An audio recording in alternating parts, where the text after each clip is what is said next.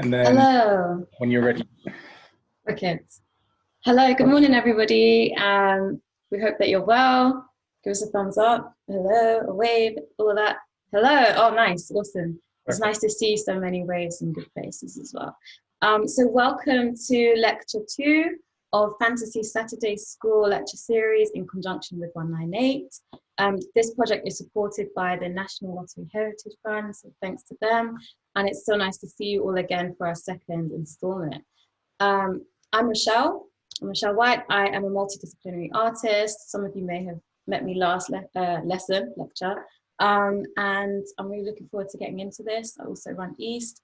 And we have Hamid and Arena on board with us as well. So, hello. Good morning. My name is Hamid. I am an interdisciplinary artist.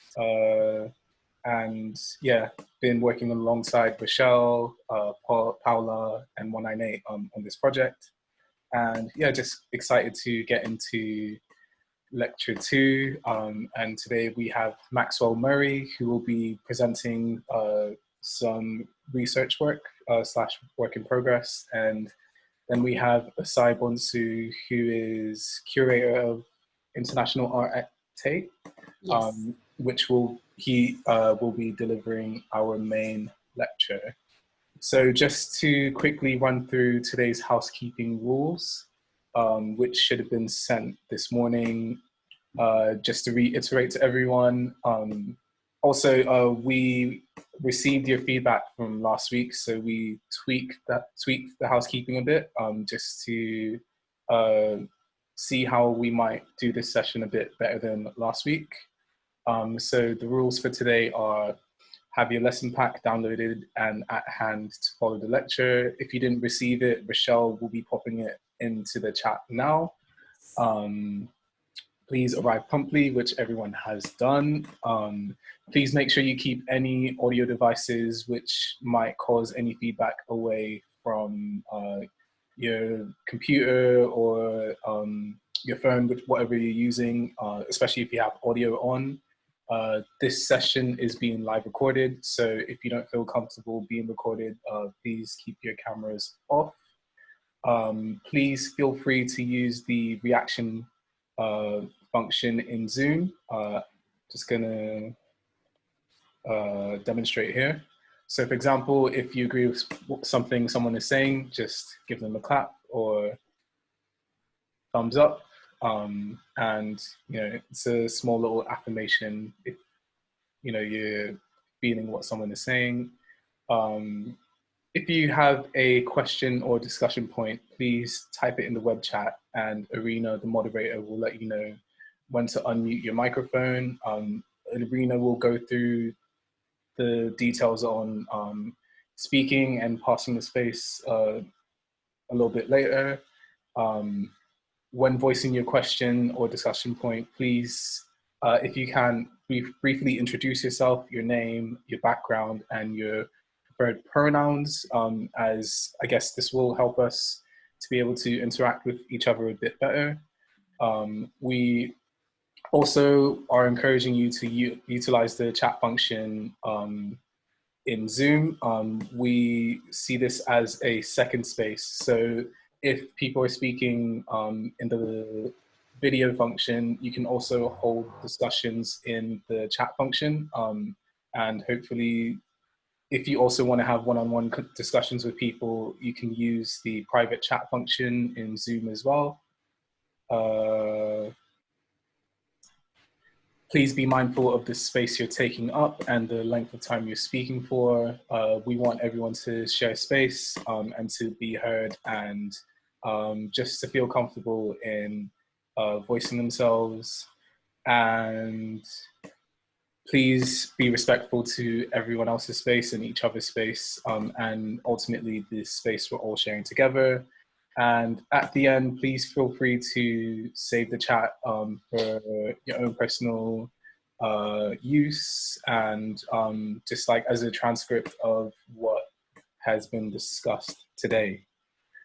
So yeah, gonna pass on to Arena, who will be introducing themselves and their practice and a quick run through of some of the moderation points today. Hi guys, I'm Marina. I'm a visual artist currently studying at the Slade. My practice kind of predominantly focuses on painting, and its kind of focus is to recreate an archive for queer Southeast Asian people. Today I'll be moderating the question and answers part. So I won't be equipped obviously to answer some of the questions, but I'll just be passing it on between people, and we'll be helping that to make sure that everything runs smoothly. Mostly I'm just here to listen. So yeah. And my involvement with East is that I've been helping facilitate and also like help around with some of the events like Fantasy Art School that happened 2 years ago or a year ago, and some of the smaller events that have happened in between then and now. Amazing, thank you. And now we have Maxwell Murray, who is an aspiring filmmaker, amongst many other things. They're a creative studying at DePaul University in Chicago, Illinois. So thank you so much. I think I said that, Illinois. Thank you so much for joining us this morning. And we'll hand it over to you now. All right, for sure. Good morning to everyone. I think it's probably like 11 o'clock mostly for your time. So it's like 5:08 here. So mind me if I'm a little bit slower. But yeah, my name's Maxwell Murray. I'm originally from Detroit, Michigan, actually, but I go to school out here in Chicago. I've been to London a few times to visit it, most recently to visit my partner who studied abroad there. Really fell in love with it. I've always like played soccer my whole life, which most people would probably refer to as football. I'm an Arsenal supporter, and as stressful as that is all the time. What else is there? Yeah, I really would like to come out to London again, and get out there and connect and meet with more people, and maybe create some work at some point too. But yeah, my pronouns that I go by are he, him, and they, them. And yeah, I'm gonna get into my work. Let me share the screen real quick.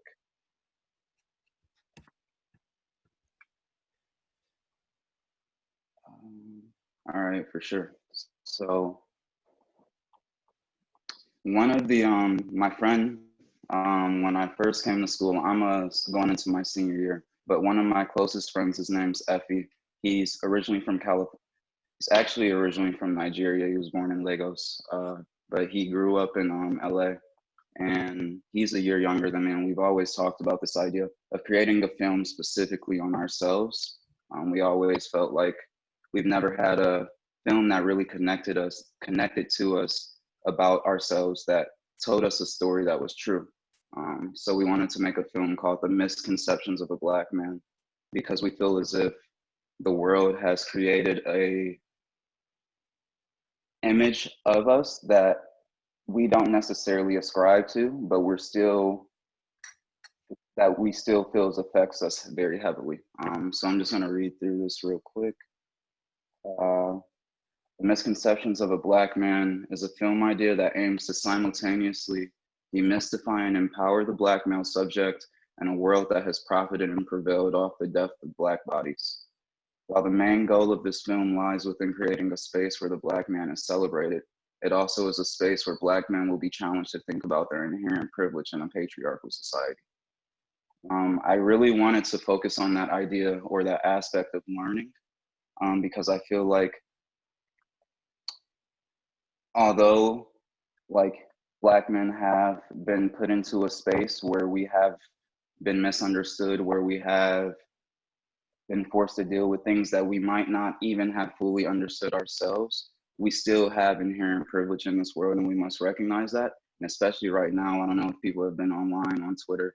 I don't have Twitter and stuff like that, but I hear about it from my friends, artists like No Name arguing with like J. Cole just about the negligence of Black men right now, and recognizing Black women in their world, and recognizing how much Black women really care about them, and needing to give that care back to them in a world that doesn't care about them or recognize them at all.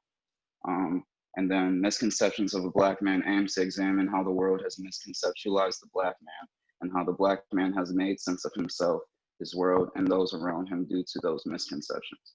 So yeah, it's basically just how we've been almost more of an idea than a human in this world, in the eyes of the world itself, and how we've been able to understand that.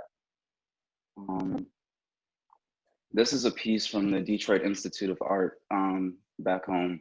I went recently back in March around my birthday. I'm a Pisces, if anyone else is. I know people are kind of into astrology and stuff like that.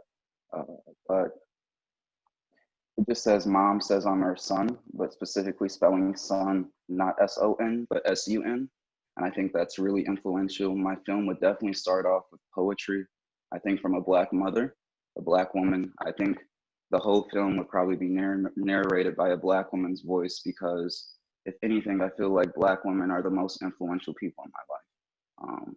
They're the people who have probably made me the most into the Black man that I am today, and forced me to really think about what it means to be a Black man in this world.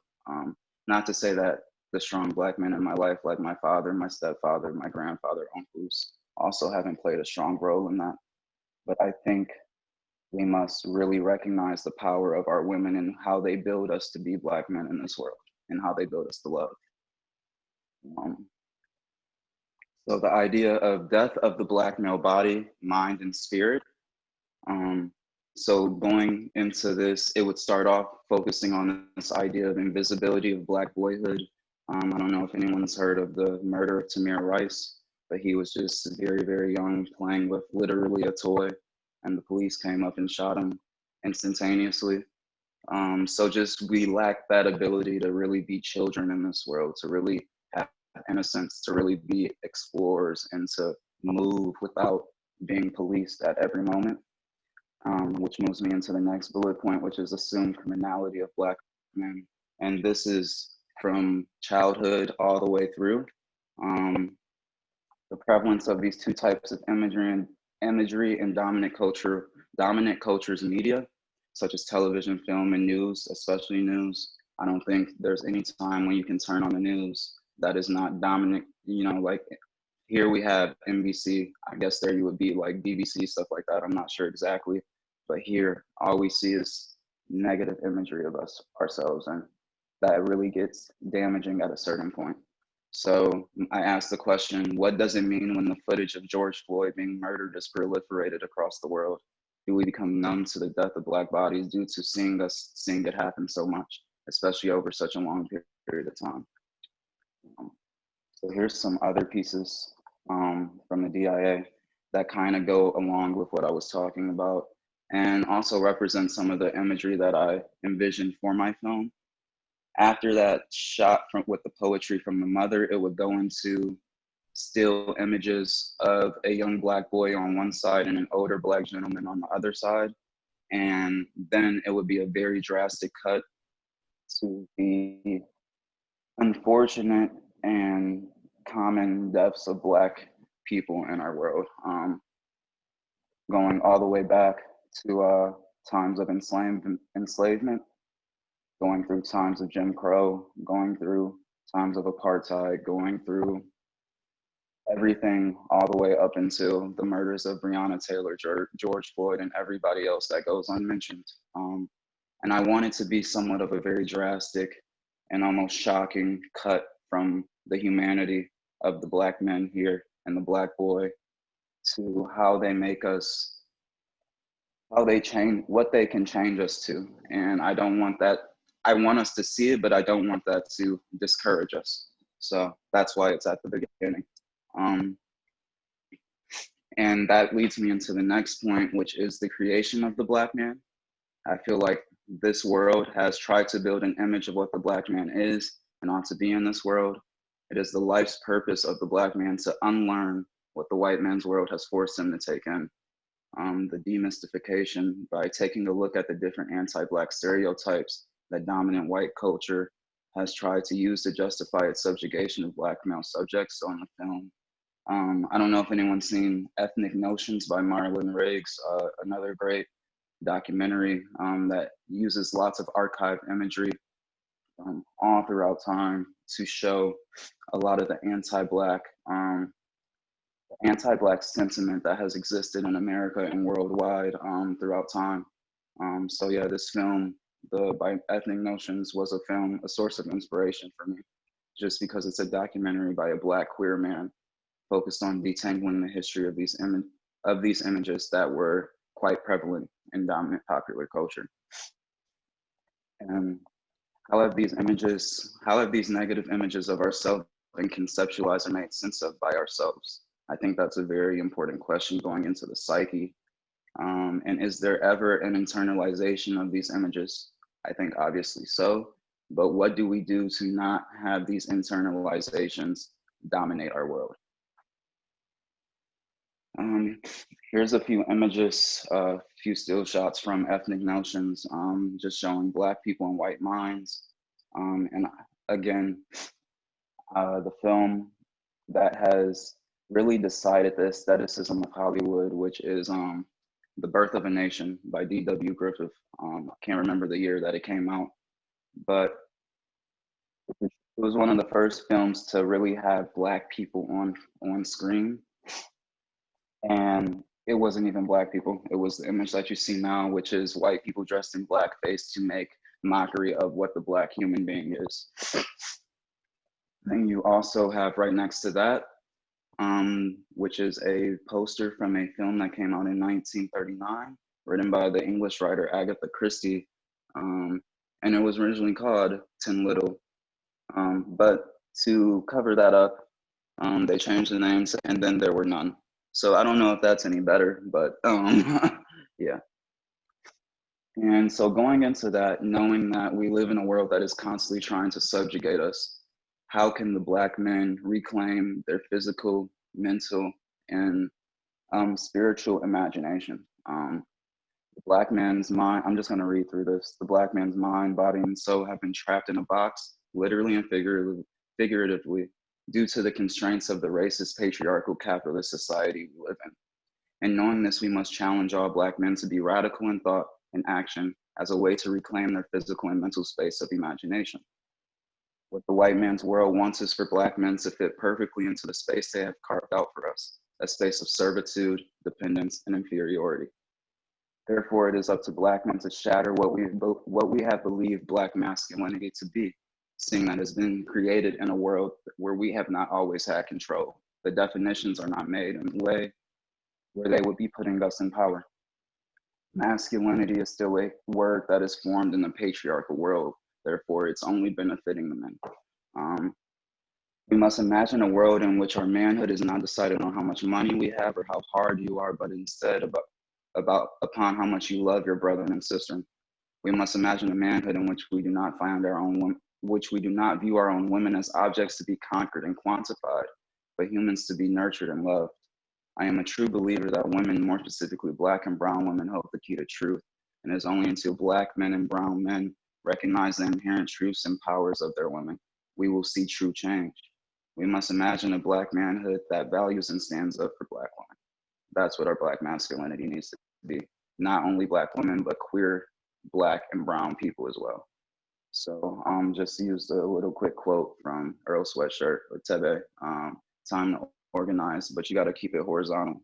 We're all in this together, trying to get the same goal. So what does a Black man dream, and how does he break out of his own mind? Those are a few questions that I just wanted to think about after that. And then here's a little piece. I don't really write poetry too often. Usually, I think I am also a Black man who struggles with diving into that space of imagination. Sometimes I really like very literal images because it reminds me of the history itself. But I would like to get better at connecting myself to my imagination and my past, my lineage. So I wrote this little piece. It's called What to Do with All This Rage. I remember very vividly from my youth, my father telling me not to cry. That was a door closed shut. Instead of ritualizing release, I grew accustomed to suppression. It was only last year that I learned how to shed tears again, and it's still a struggle to find the strength to let them run down my face. I often find myself trying to reject the feeling as a whole. Why am I crying? Is this even real? The feeling and act are so foreign to me that I can't even accept it as true. That is how this world made me. That is how this world made my father. It made us angry. It made us loud. It made us hurt, which made us hurt the ones that we love most simply because it has conditioned us to suppress. what to do with all this rage. And I kind of ended on that open-end question just because I think the thing that we need to learn to do is just sit, instead of releasing with anger, we need to release with our love, with our feelings, and just cry. We really need to grow accustomed to breaking down. I know I do, because if I was able to break down in that way instead of, I put a hole in a wall before due to my anger, and I don't even know where that anger comes from sometimes. So that's what I'm saying. Sometimes it's so abrupt and so disruptive that it's not even needed. I don't even know the root of the issue itself. So sometimes maybe we should just break down and cry.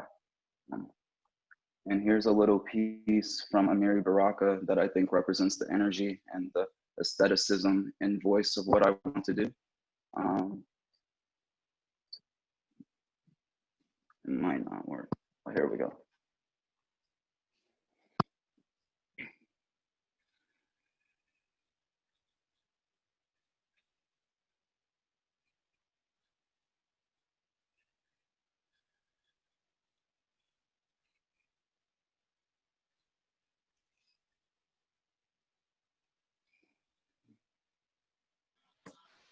Sorry, Maxwell, is there audio on the video?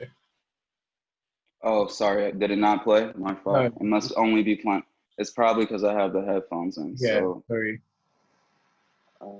let me see. Okay. We gotta just disconnect these. One sec.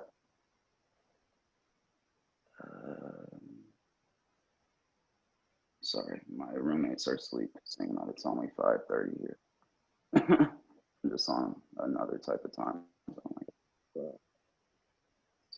Bluetooth, turn that on. All right, sweet. And let me know if it plays now.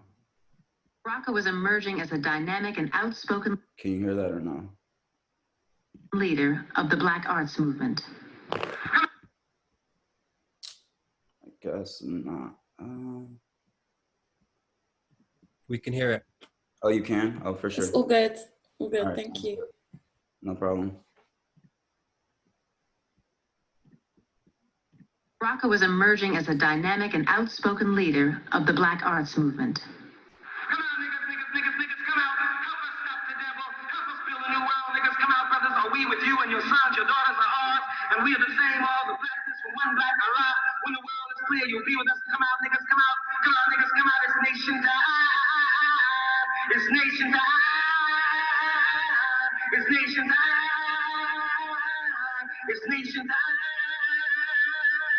Chant with bells and drums. Nation time. It's nation time. Get up, Santa Claus. Get up. Roy Wilkins. Get up. Diana Ross. Get up. Jimmy Brown. It's nation time. Build it. Get up.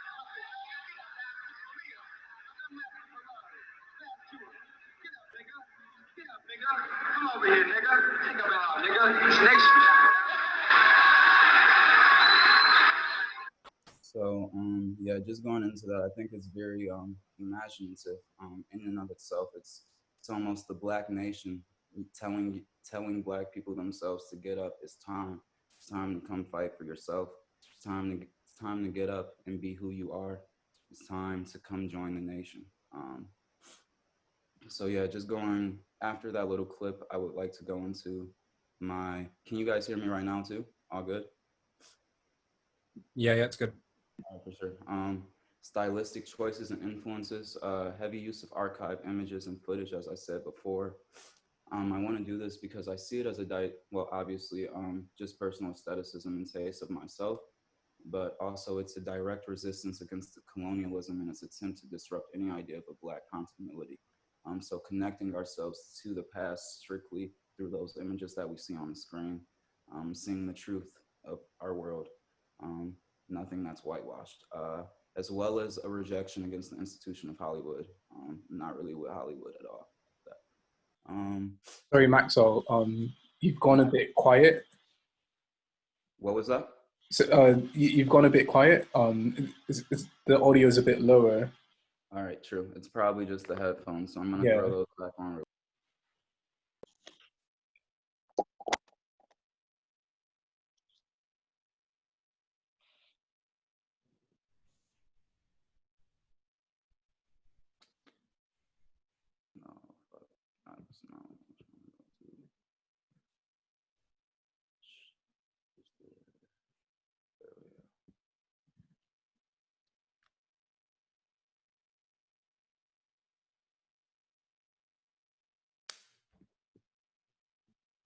All right.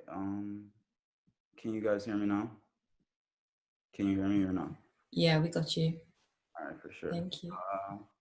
So going back into this, the stylistic choices, heavy use of archived imagery and footage as a direct resistance against colonialism and its attempt to disrupt any idea of a Black continuity, as well as a rejection against the institution of Hollywood. This is a site right here that's linked to Black Archives, which is a Black woman-led platform which aims to provide access to Black past, present, and future. I would hopefully like to get connected with her as she's based in Chicago as well, and to talk to her and get access to just tons of imagery of Black life through time. I'm inspired by filmmakers such as Spike Lee, Jenin Kuru, I think that's how you pronounce it. Her film Black Star Rebirth is Necessary. Daryl Daly, who I just talked to a little bit throughout this week, who's based in South London. Cheryl Dunier, Watermelon Woman is her work, one of my favorite independent films. Raoul Peck, I Am Not Your Negro. Boots Riley, Sorry to Bother You. And Rugano Inyoni, I think that's how you pronounce it. And I Am Not a Witch, which is also just an amazing work. I appreciate their ability to create an undeniably Black narrative that utilizes nonlinear storytelling.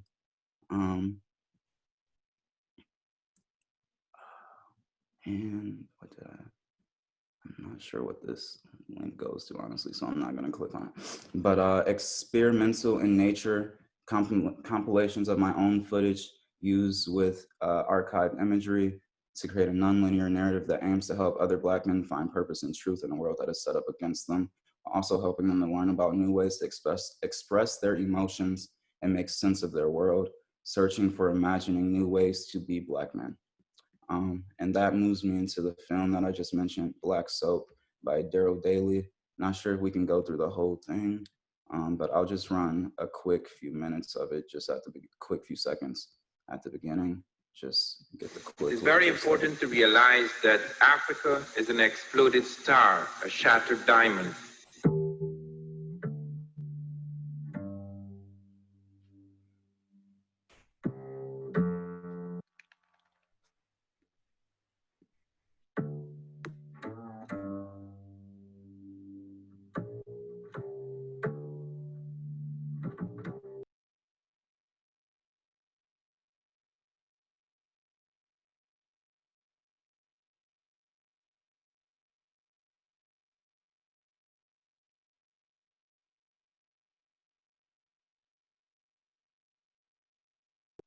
Sorry about that. My sorry.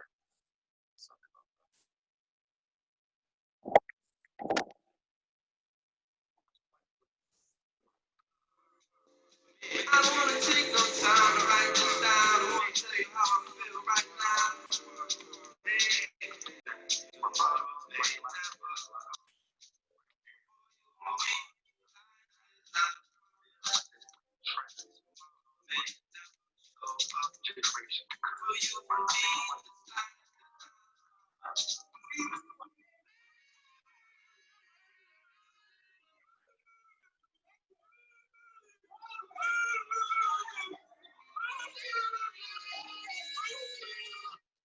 So yeah, I don't want to get into the whole thing because it's available through Vimeo on Instagram. I would definitely recommend it as it's a great work.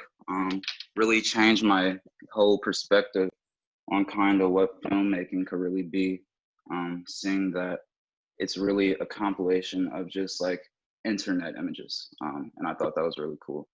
And this is something I'm gonna actually skip over this. Maybe I can talk about it at the end, just because I feel like I've used up a lot of time. But yeah, that's kind of my work. This is just something else that I'm inspired by CareCom magazine and the CareCom Guide to Black Male Mental Health. It's one of the first works that made me really be like, oh yeah, I can make this happen. So just shout out to Calum and him doing it first, and really inspiring other Black men and other people across the world to want to go for what they believe in and also get healthier mentally at the same time. So yeah, thank you.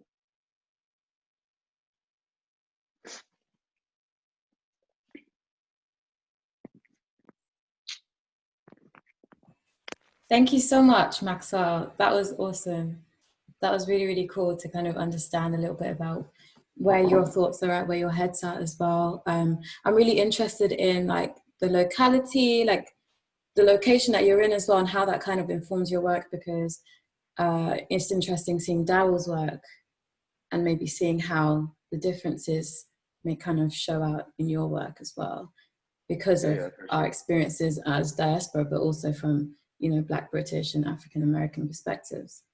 No, yeah, definitely, definitely. Just talking to him about that too, like through Instagram. So yeah, it was really cool. But I appreciated him making that film. It was really nice to see. So, but thank you for letting me speak as well, and thank you to everyone for listening.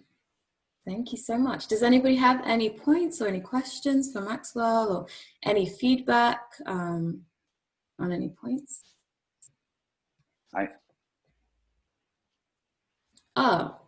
Manolo, Yeah, yes. Manolo, do you want to say your point? Yep. Hi, Maxwell. Thank you so much for your presentation. I just wanted you to kind of clarify what you meant by Black continuity, and how your work essentially aims to disrupt that. Sure. I guess what I meant by Black continuity is like specifically, maybe that's a little bit more of an African American perspective. I'm not sure, but from my point of view, like when I talk to my family, a big thing over in America that a lot of Black people do is like that ancestry.com thing. Like my grandmother has done it, like my uncle has, like because we're on this road to try to like find our roots, like find where we originally came from, like who are we for real? So maybe I didn't use the correct word, I'm not sure, but my work aims to give Black people a space where even if they don't know exactly where they are from, because I don't think, at the end of the day, I don't really think that's what matters. I don't think that we have to know the exact location, the exact roots. I think just understanding the power of who we are as a whole, and understanding there's actually power in the fact that we've been disconnected and we continue to long for and search for that reestablishment of who we are. So yeah, I guess my work aims to connect the dots, if that makes more sense. Yeah, yeah, I'll use that, connect the dots. It does make sense. Thank you. Yeah, true. Thank you. Oh, by the way, for people who don't have their cameras on, how we're kind of doing the discussions is you can either write R or S in brackets in the chat place, and then R will basically mean if you want me to read it out, or S will be, you know, whether you want to speak your own question out, and I will just let you know when to ask your question.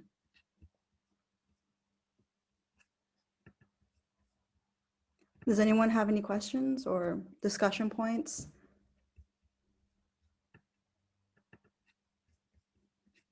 Yeah, Josh? Yeah. First of all, yeah, Invisible Man is a really good book as a reference.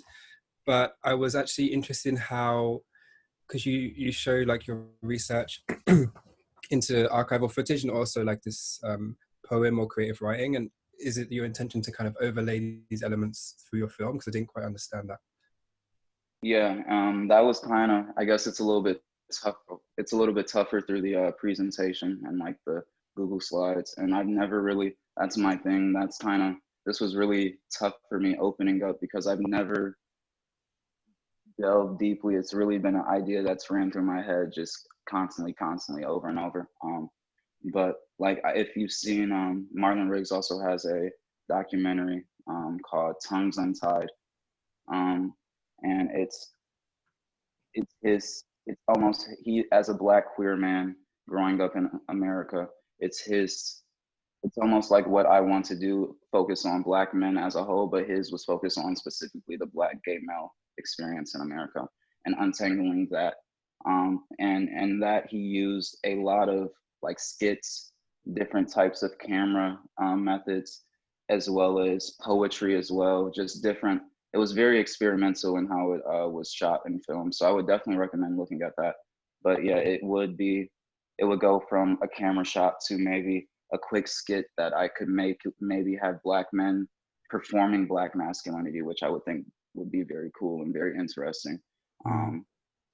yeah, so just kind of like that, very not linear at all. Like it would go from one thing and then we'll go to another, and you'd almost have to try to figure it out yourself, but still connecting as a whole. So Yeah, I think it's really beautiful how you basically you invite the viewer to like piece things together, and you also offer alternative histories, and yeah, I think that's a really powerful way to do it. And I think your poem was also really nice, so thanks for sharing that with us. all right, thank you. Yeah, it was tough for me to write, but I honestly, reading it, it felt real, and I really appreciate it. I liked writing it, so thank you. I, I think some other references that came to mind, especially in terms of using archival footage, like Arthur Jaffa, of course. I I might be making this up, but I think him and Jen went to the same film university, which might make sense in terms of like aesthetic and artistic style. But obviously, yeah, Jaffa, uh, Isaac Julian as well, in terms of like layering in terms of images. Isaac Julian is a British filmmaker and has done a lot of quite radical films. And yeah, in terms of like collaging and narrative and non-linear narratives, that could be a good reference. If you can find bits of it online looking for Langston, maybe just like as an aesthetic style, not necessarily. Actually, no. Yes, I think no. Yeah, it is a good reference aesthetically, but in terms of the content as well, in terms of like masculinity, it basically like tries to reimagine the Harlem Renaissance, but through like a black queer male perspective. They were showing it at Tate Britain last year again. It's really hard to find online, but you'll find clips of it. I think you might be able to find it on BFI as well. Who else? John Akamfra as well.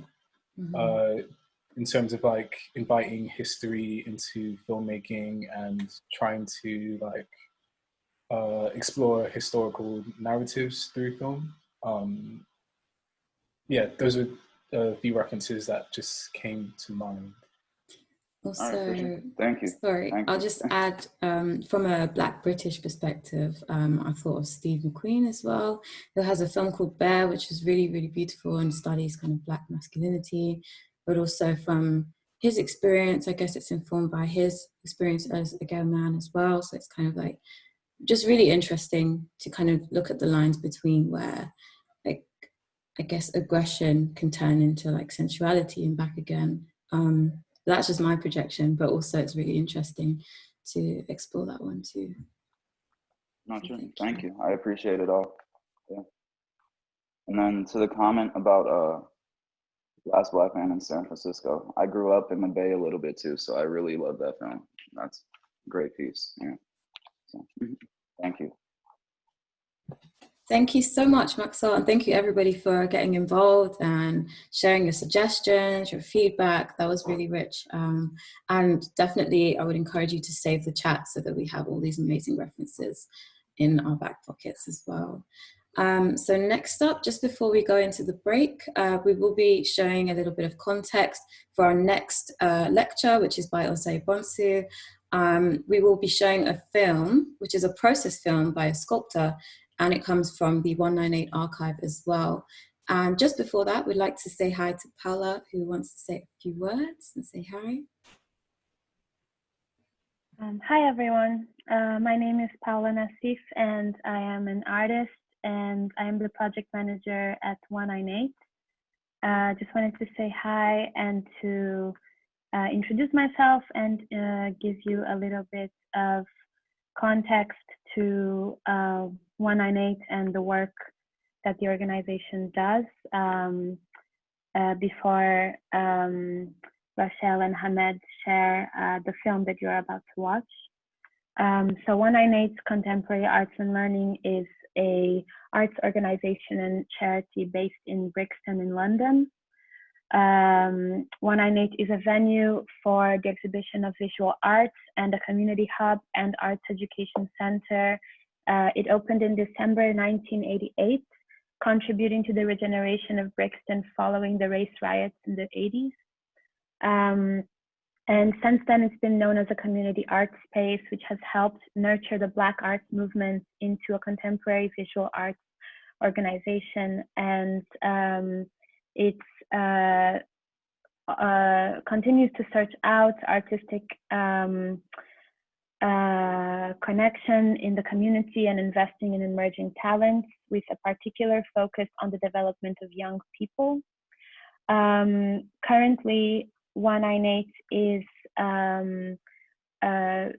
doing a rebuilding in the premises in London, and while that's happening this year, we've been cataloging and digitizing the 30 years archive that we have.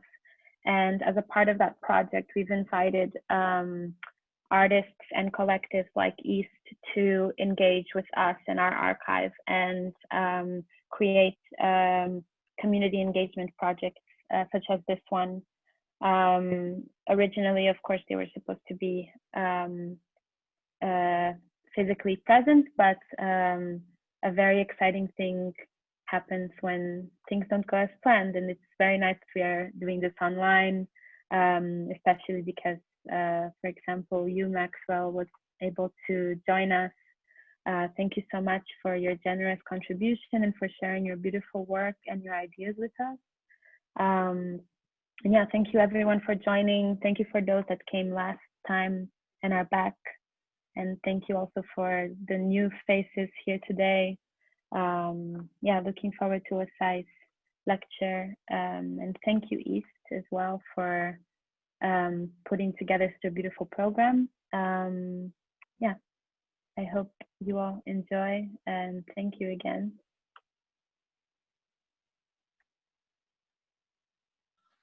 Thank you.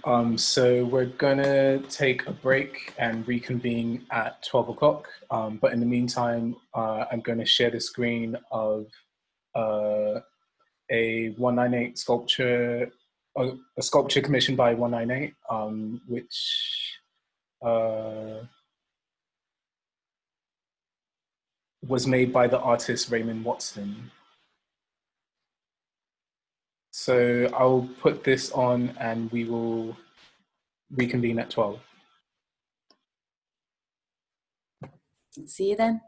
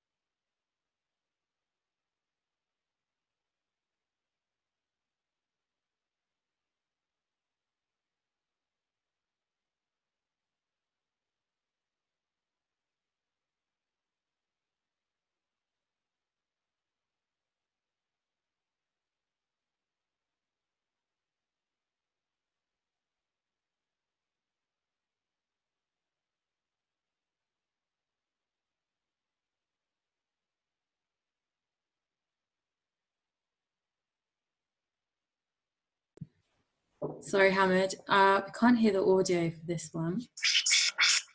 Oh. Okay, got it. Yeah. Thanks.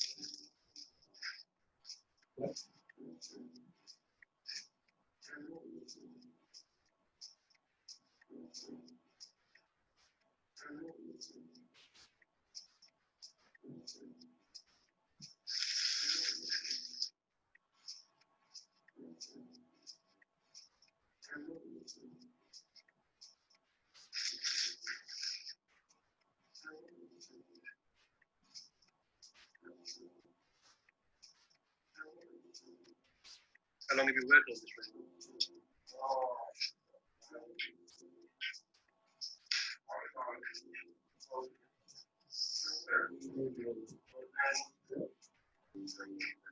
What's it called? Yeah, what's it called, Red?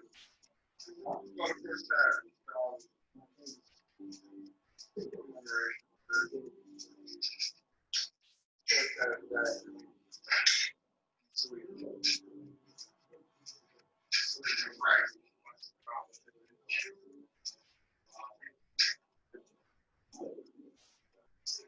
Six, I can think that.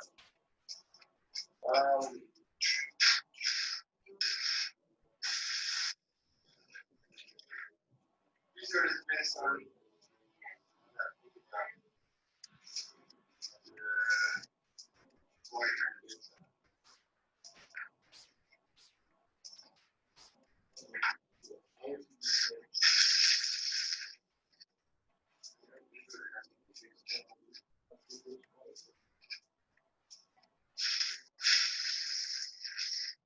Is this a commission? Yeah.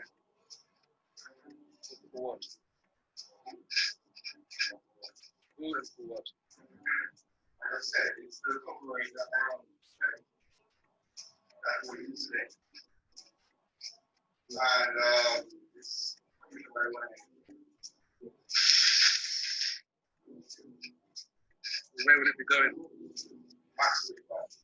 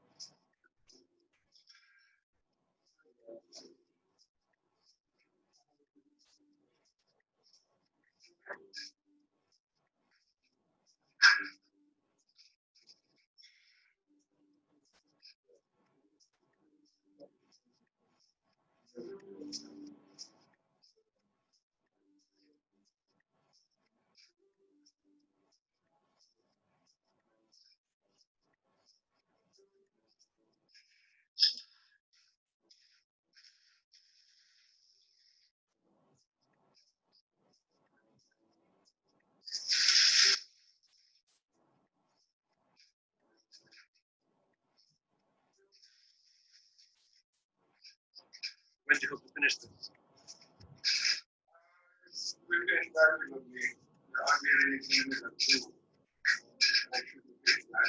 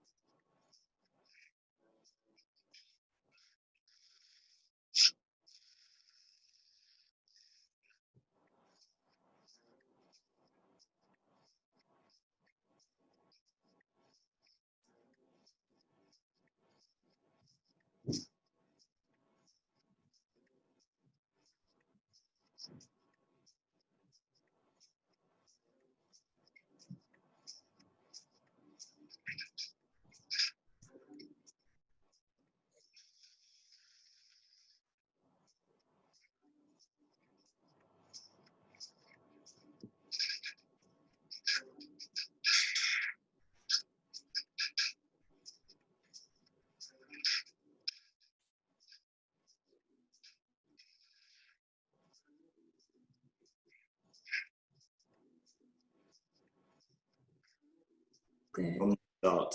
So I think it's a really contentious, sort of porous, complex, I think, multi-perspectival argument and debate that's happening at the moment around anthropology and looted artifacts. And I wanted to say really two things as a kind of preface. I'm not an anthropologist on one side. I have a background in art history, which is, as a disciplinary field, very much interlinked to anthropology, in the sense that there is some part of the practice that is situated in a discourse around object analysis, or what it means to understand cultures through objects. I guess the difference would be that as an art historian, you're not necessarily looking for patterns, you're not working with charts or demographies, you're not necessarily thinking about a people in the broader sense in relation to these objects. You're thinking more about the cult of individual genius, which comes from the Enlightenment, and this idea of the artist as a kind of soul, as a soul entity. So there are kind of distinctions there that I want to make about the disciplinary differences.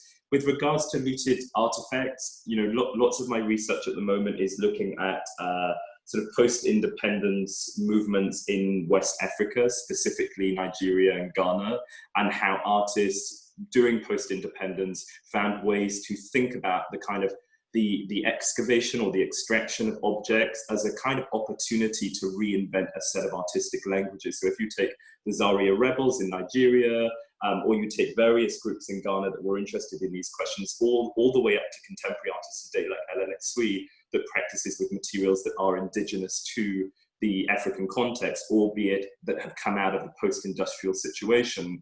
There is this idea that artists are constantly trying to think of how do you make space for what is effectively a loss, what is effectively a kind of empty chasm, and fill it with something that is kind of reparative or restorative. And there are numerous artists I'll talk about that work with this kind of logic. You could think of Kader Attia in an Algerian French context. You could think of someone like Sami Balogi and the work he's doing, sort of looking at the Belgian Congo and ideas around archives. You could also look at many Black British artists that have continually dealt with the archive, often in their situation, looking at a kind of media archive about the kind of the technology of documentary film. And it's something I talk about often with John Okomfora. And I guess I'm really interested in the archive, but I'm, rather than having an archival practice curatorially, I kind of take it from the perspective of what do artists do with the archive? And I try to, I guess, approach the question with the same level of irreverence and perhaps kind of a disregard for chronology. And I'm quite interested in that because of what it does to the discipline of art history. So I was going to just talk about a few projects at Tate because it's where I'm currently situated and they're projects that are at the forefront of my mind. This is a project by William Kentridge called The Head and the Load, and it was commissioned as a response to the sort of legacy of African soldiers who participated and fought within World Wars I and II. And there were two commissions around this time, one by John Okomfora and one by William Kentridge. John's work was presented at the Imperial War Museum in London. And I guess that it's an interesting moment to think about what rights does an artist have to intervene within a specific history or cultural logic. So in this instance, you see the South African artist William Kentridge, who's known for his interest in drawing, performance art, who's really taking up the question of Dada and Dada's kind of interest in performances that could be kind of entirely based on fiction and rooted in a kind of a cultural logic that was very much about a kind of rejection of a sort of an official culture. And I think that it's interesting when you start to think about the tension between the European avant-garde, who is situated very much in the context of the 1920s and 30s, and how even though their politics wasn't always consistent with a revolutionary or a liberatory politics, in a way, the kind of tools that they introduced to the history of art, and thinking specifically about surrealism's kind of, in a way, rejection of rationality, really, gives, I think, African artists between the 1960s and 80s, really, an opportunity to kind of play with those traditions and rework them. And that's a theme that I'll come back to. The other work is a work by Kemengwela Hula, who's a South African artist also. And this was a work that was placed in the tanks, I believe, last year. And it's a work where, again, he kind of plays on this idea of historiography, and I'll happy to send out more information, but this was really to kind of give you a sense of my current curatorial context, even though these are not shows that I've worked on, they're artists that I've been thinking with and thinking around. And then obviously Kara Walker's Fons Americanus, and I was interested to see that Rihanna is going to talk, I think, next week or the following week, because, you know, not only is she someone that I sort of love to think with and talk to about such issues, but I think has kind of put a lot of weight on this particular work. And I would really encourage you all go away and read the review she wrote. I think it was for Art Review, or maybe it was Art News. But I think there's a lot of critical work being done at the moment around questions of memorials and monuments and the kind of power we give these objects or statues. And I have lots of opinions about this, and I do believe it's a case-by-case issue. So I will say in this instance, I think that there's been a lot of healthy debate and interesting debate around an African-American artist sort of taking up a sort of piece of British history and then trying to, I guess, re-articulate some of the tensions, perhaps without being aware of the historical specificity of that intervention. And I think it's an example where that tension isn't always a good tension. And I think when we're going to talk at the end a little bit about Black international art, I think it's interesting, because I guess what it gives us space to talk about is around kind of differentiations that existed historically. One was the grand debate around political blackness and what that meant or still means. And then I think another one is this idea of the international Black artist or international Blackness, because what it does is it, I think, opens up a space to think through the very important cultural specificities of lived experience, and how, even though we are part of a globally sort of active and I think critical network of artists, curators nowadays who are thinking about these histories aren't always necessarily reconcilable with one another, and that we should be really attentive to one another's differences, even when we're trying to open up spaces for dialogue and kind of deeper critique and discourse. So that's just one issue that I would touch on, and then to kind of go a little bit into my curatorial practice and how it relates to anthropology. So I started out as an assistant curator. I worked with mostly around contemporary African art, but sometimes modern African art when it was possible. And one of the early projects I was lucky enough to work on was an exhibition curated at Innova. It was actually the last show to happen at Innova before it lost part of its funding and moved to its current into its current form at Chelsea College of Art. So this was a project called Issa Som, From the Ethics of Acting to the Empire Without Signs. And Issa Som is a Senegalese artist who was active in the 1960s, who really, after the kind of revolutionary moment of Senghor and the introduction of artistic culture as being imperative to Senegal's kind of, let's say, specific idea of independence, kind of rejected official state culture because he didn't believe that it was consistent with the kind of political possibilities of art making in Senegal specifically. So he took to making work that was more akin to, let's say, Viennese actionism, that was agitprop, that used kind of theatre. He created temporary sets, invited other artists to collaborate on creating kind of spatial environments in a courtyard in the center of Dakar, and really became the kind of spirit of the avant-garde in the 1960s and 70s and 80s, and was very much associated with the group Laboratoire Agitard, who were really known for their kind of experimental and deeply transgressive performances. So this was a work that I was assisting Koyo Kuo, who's a Senegalese curator, in bringing to London.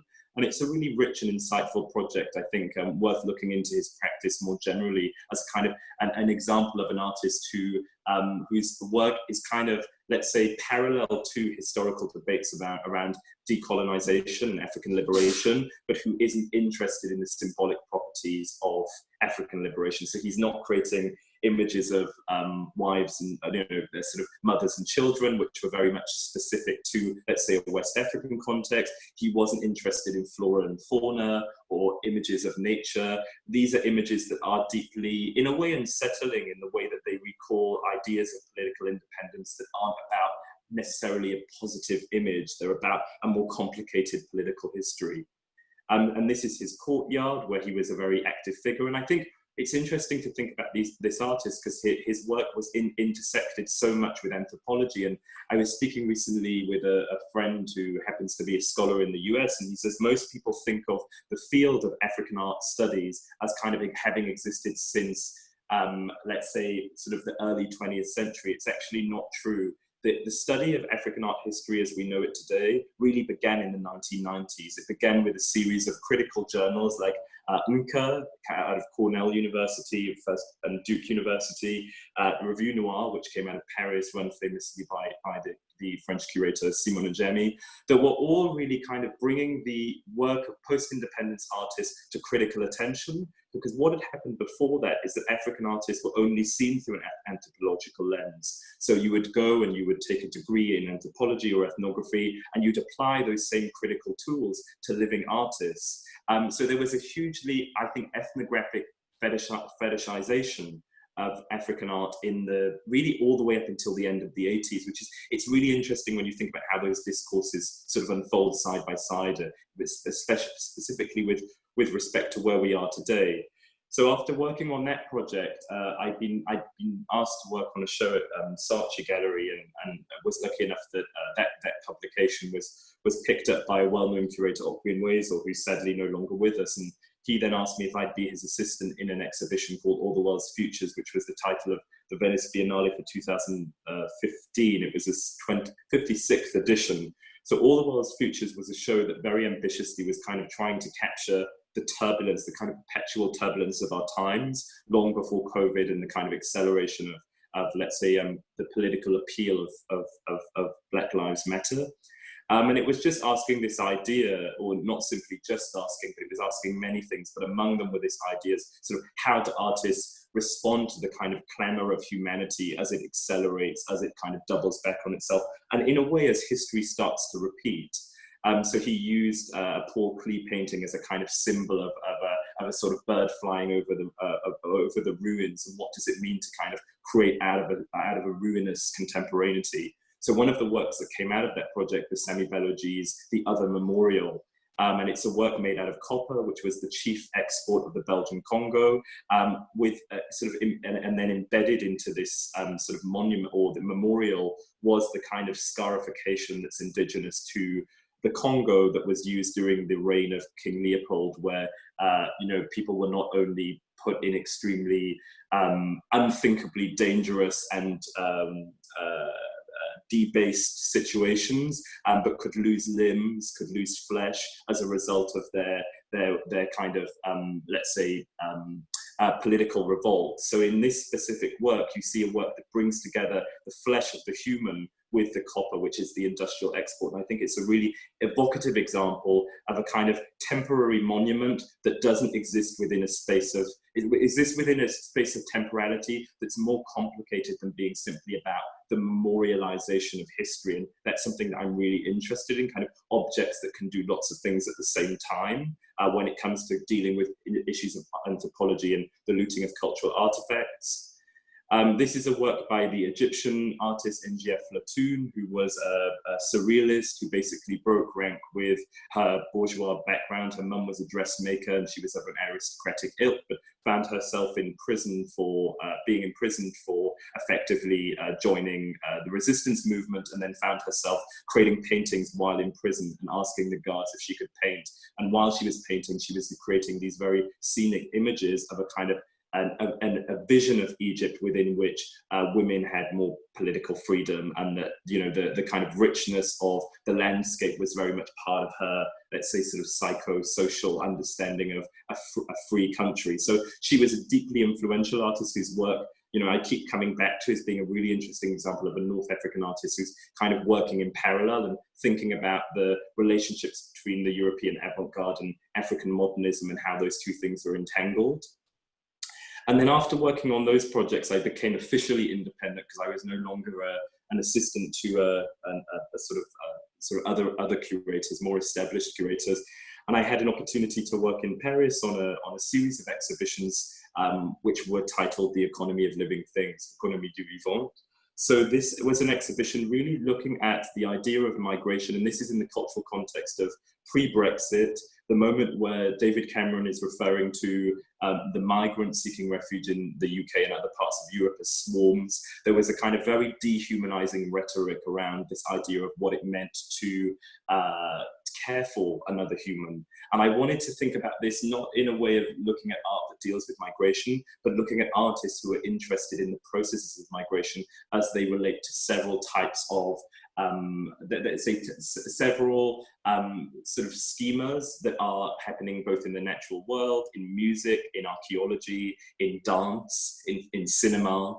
And it really took me to 4 distinct practices, and it was a commissioning program. So the first one was Ali Chéri's Somnicula. So Ali Chéri is a French-Lebanese artist whose work really deals with questions around sort of not only that are specific to Lebanon, where he grew up, but are specifically about the kind of political relationships between, let's say, the Maghreb region and the international world, both politically and kind of geopolitically and sort of socially. And in this particular work, Somniculus, which is Latin for light sleep, he's looking at the cultural relations between, sorry, it's a siren going off, so I'll wait for it to pass by. I think that, feels like it's coming closer rather than, there we go. So I think it's a work in which he's really thinking about this idea of what kind of consciousness does an object have. So in Somniculus, he sort of situated his own body within the context of 2 culturally distinct French museums. One is the Museum of Mankind, and the other is the Musée de Quai Branly. And all of them hold objects that are kind of unthinkable within our cultural context of the moment. Musée de Quai Branly is a museum that is specifically dedicated towards world cultures, and its collection is very much founded upon the 19th century sort of colonial expeditions, meaning that many of its objects are untraceable to their source, and there is a huge debate going on at the moment around which objects are repatriated, and if so, in what context, how is this done? And there's a report that you can read on this by a fellow in SAR, and it's, I think, just a really interesting debate that I think is specific to the French context, and I'd like to see us start to think about this in a British context, but I think each European country has to think distinctly about how it can facilitate those dialogues, because in the French context, there is still a very active relationship between, let's say, former French territories or existing French territories, and the kind of, you could say, the sort of the former colonial headquarters that is, modern day France. And I think that in Britain, we have a slightly more uncomfortable, probably rightly so, relationship with our former territory. So it's worth, I think, really looking at the specificities of those currents. But in this work, Ali Chéri situates himself in the museum as an object, and kind of he's sleeping among the objects in a light sleep in order to, in a way, transgress the state of, in a way, human consciousness to enter the world of the anthropological or the anthropomorphic object. So there are lots of things that are really important about this work, and it ended up being acquired by the Centre Pompidou, and it became a kind of really, I think, a key work for the artist in terms of how he was developing his language in relation to thinking about video as this kind of portal into a kind of a world of things, a world of ideas. So that's one of the projects. The other project with Oscar Murillo is Structures Resonantes, Resonant Structures, that was presented first at the CAPC in Bordeaux and then at the Jules Pomme in Paris with 2 different iterations. And it was the second time he really introduced these effigies that were later shown at, I think it was Turner Contemporary, as a result of his nomination for the Turner Prize. But this was the second time that they were shown, I think. And it was, I think, probably 2 years prior. But these effigies are effectively a kind of labor force. They make up the men and women who worked in and around La Paila in Colombia, around the Colombina factory where Oscar Murillo's parents worked for several years before his family relocated to London. And in this work, he's asking lots of interesting questions. He basically asked his father to recount the story of moving to London without any English language, without any connections, without any sort of means to provide for his family, and translated that same story into, I think we did about eight different languages, and maybe there are more being done as we speak. But it was a work in which you enter a dark room and you hear the voices of several people, women, men, recounting the stories of migration of a very specific sort of pathway of migration of a Colombian man who came to the UK with his family, I believe, when Oscar was maybe 9 or 10, but in different languages being spoken by people who are not speaking in their native tongue. So it's a really evocative work, and I think a really rich work that allowed Oscar to kind of deepen the sort of socio-political content of his work in hopefully a meaningful way. And I think that it was a work that, again, is dealing with that kind of question of how one makes space for, in a way, the restitution of cultural memory, not through the object. In this case, it's an effigy, which traditionally you would burn, a voice, which, as we know, is immaterial, and yet the power, the kind of inference is the same. The potential for a kind of restorative shift, psychoanalytically, you could say, is still happening there. There is still this idea of a culture surviving, despite there not necessarily being the presence of museological artifacts. And then another work that we presented in that series was a commission by Stephanie Jemison that was produced for this and then was later shown at the Whitney Biennale, and then I think acquired by the Whitney Museum of American Art.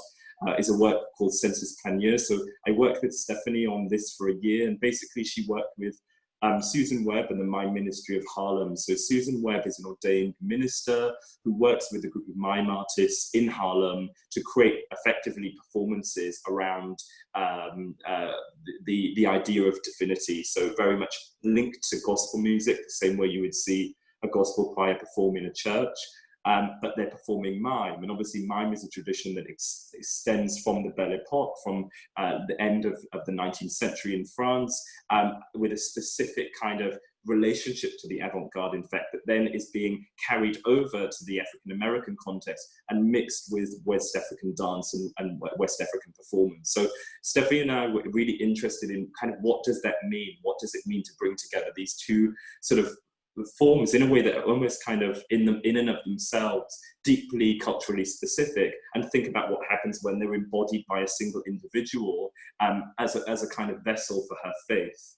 And I think it was a really interesting performance. It involves the art. You see the artist kind of preparing, the performer preparing for the performance, and then you see a full performance which is slowed down to almost make it look kind of like a slow death. There's something very tragic about the work.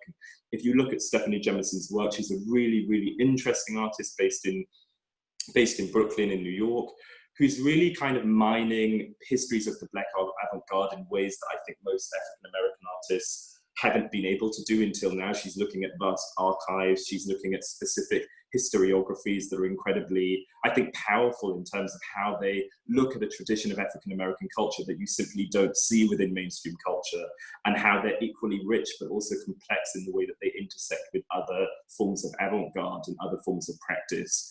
And then the other work I wanted to show you, which was commissioned in that series, is by the Berlin-based, American-born Palestinian artist Jumana Mana, who is a force to be reckoned with, an incredible artist, filmmaker, sculptor, who really presented this work, Wild Relatives, which was already actually in the research process, but the screening of the work happened for the first time within the context of the economy of living things. And it's a work where she's really looking at the kind of geography of seeds and the practice of seed banking between the Svalbard in Norway and Lebanon. And she's looking specifically at the kind of Doomsday Vault, a famous sort of name that's given to a seed bank that holds, a huge quantity of the world's seeds in Norway, mostly run by multinational NGOs around the world, who basically are, in a way, keeping stock of these seeds to ensure that in the event of a kind of human catastrophe, that nations are protected. Ironically, it's often the nations who are providing those seeds who aren't protected by the system of the Doomsday Vault. So I think Jumana Mana in this work was kind of looking very poetically at the process of harvesting all the way until the point of where it gets stored within the bank. And she's looking specifically at the migrant workers who farm the seeds, the scientific banks that hold them. And then in one of the final scenes of the work, you see a priest in conversation with a scientist, really talking about this idea of the arguments that are ongoing between religion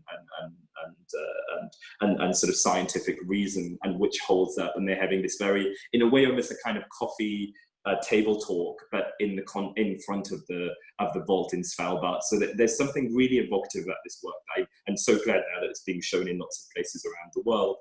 Then after that, I worked on a project with Daneo Seshibo Pepe, which was called When Spirituality Was a Baby. And we'd worked on that project for about 2 years. And it deals slightly with this idea of cultural restitution, because we were working in an observatory dome, and 19th century observatory dome in Edinburgh with a gallery called Collective Gallery. And for the project, Daneo, who is a South African artist from Limpopo, who basically kind of started out as primarily a video artist, but whose practice has now expanded into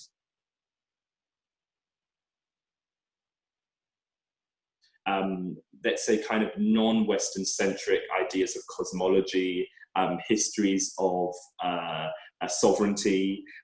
She's done an incredible work that some of you might have seen at the Sharjah Biennale around the Haitian Revolution, a monument to the Haitian Revolution. And it's kind of looking at these histories of Pan-Africanism, but again, in a way that's not necessarily symbolic or illustrative, but through the materials, through the objects, through the kind of the power of the memorial as a shrine in a way. So this work, When Spirituality Was a Baby, involved the artist drawing out her own astrological chart on the ground alongside the cracks that were left in the floor from the previous use. This was in an old observatory dome, as I mentioned, and really mapping it out using clay, honey, mud bricks, mud patty, candle wax, beeswax, earth, which were all kind of drawn out in a very poetic way. So, and a side projector, sounds of various African rivers, sounds of the local environment, all being kind of brought together in this incredible kind of concoction, this very experiential space that it would be very, very difficult to do in a museum like Tate Modern, but in an art centre like Collective, which is in Edinburgh, was much more feasible. These are some more slides of that work.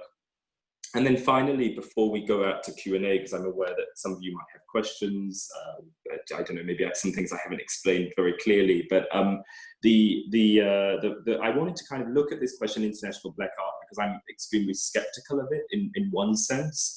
And oddly, at the same time, extremely supportive of that idea. And I guess it's because lots of my interests, both at a theoretical and the curatorial level, stem from histories of Pan-Africanism, but I'm interested in how circuits of solidarity and sovereignty relate directly to the political struggles of specific, let's say, Black Afro-Caribbean societies, but very much on their own terms. I'm not interested in the kind of smoothing out of difference that would suggest that Black people in West Africa have experienced the same political trials and continue to experience the same political trials and tribulations as their North American counterparts, because it's simply not true. And there are things being done unto Black bodies in different contexts that have very different political and social and economic ramifications. So I really want to clarify that.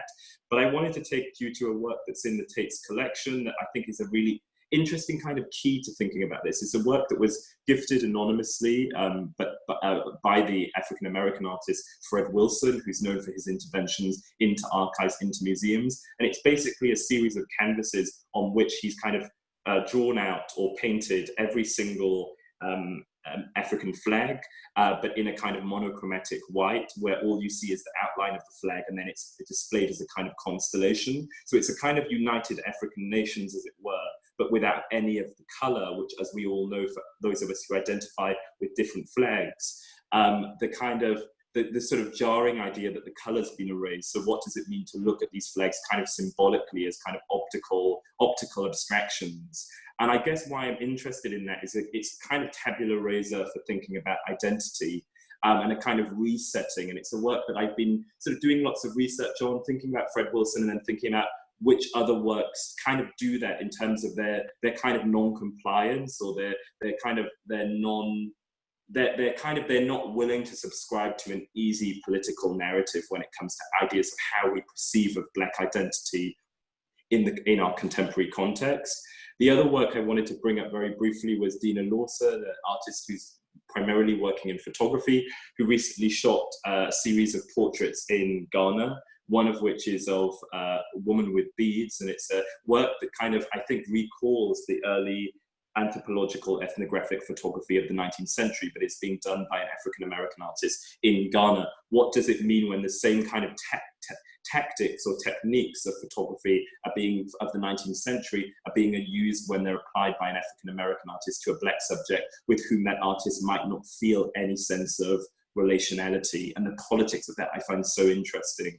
This other work that feels like it came straight out of Beyonce's Black is King is a kind of another work called Chief by Dina Lawson, where you see a chief, presumably, although we don't know, because if this man is anything like my family, there are lots of people who give themselves titles in manners that are not always solicited. But what I like is on one side, you've got a kind of a version of the Last Supper on one side, and then obviously a chief who is very much sort of positioned in a kind of royal stance, and yet he's in a setting that's entirely domestic. And that's very, I think, indicative of how African society looks today, that you have this very strange kind of friction between indigenous cultures, tribes, indeed villages in which there are still reigning monarchs, but who live among their community in ways that aren't necessarily remarkable, and they're not necessarily about a rhetoric of Black excellence that has kind of been thrusted on Africa from I would say, quite a diasporic perspective.